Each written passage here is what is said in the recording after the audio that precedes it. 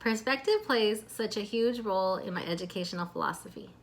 There was a time early in my substitute teaching days that I thought I knew it all. My vision was for a neat and tidy third grade classroom where all my students would follow me around campus in a single file line.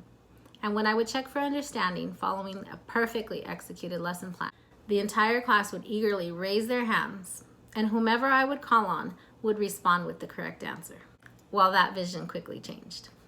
In the many years that I have been a substitute teacher, I have had the opportunity to work in a wide variety of schools in a wide variety of neighborhoods. But my favorite place to work is at the middle school across the street from my house. In my first year of subbing, I met a student who seemed to give me attitude every time I subbed in one of his classes. It got to the point where I would show up to work hoping I would not have to interact with this student. One Saturday morning, I got up very early to go to the grocery store. From a distance, I could see a person riding their bike down the middle of the street. Why wasn't this person on the sidewalk? As I got closer, I noticed it was the same student who had been giving me so much trouble. There he was at 7 a.m.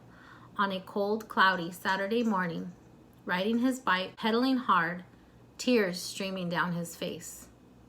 I was in shock. Why would a 12-year-old boy be in this situation? Why wasn't he sleeping in?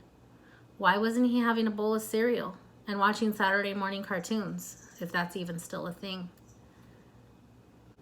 I realized that not every child grows up in a safe and loving environment. Not everyone has a supportive family. Not everyone was as lucky as me. My perspective about the lives, experiences, and struggles of others changed that day. I began looking forward to having him as a student so I could give him a smile, shake his hand, welcome him into the classroom. I was determined to show him that I cared. He was still the same defiant student, but the way I reacted to him had totally changed. The way I looked at all my students had changed. I started working weekends at a foster care facility, which helped me to understand so much more about children that come from difficult home situations. I also learned a lot about myself. My vision was no longer to teach in that perfect third grade classroom, which only existed in my mind anyway. I now see myself teaching students who could benefit most from the extra support that I want to provide. I want to teach from a place of love and compassion, of understanding and nurturing.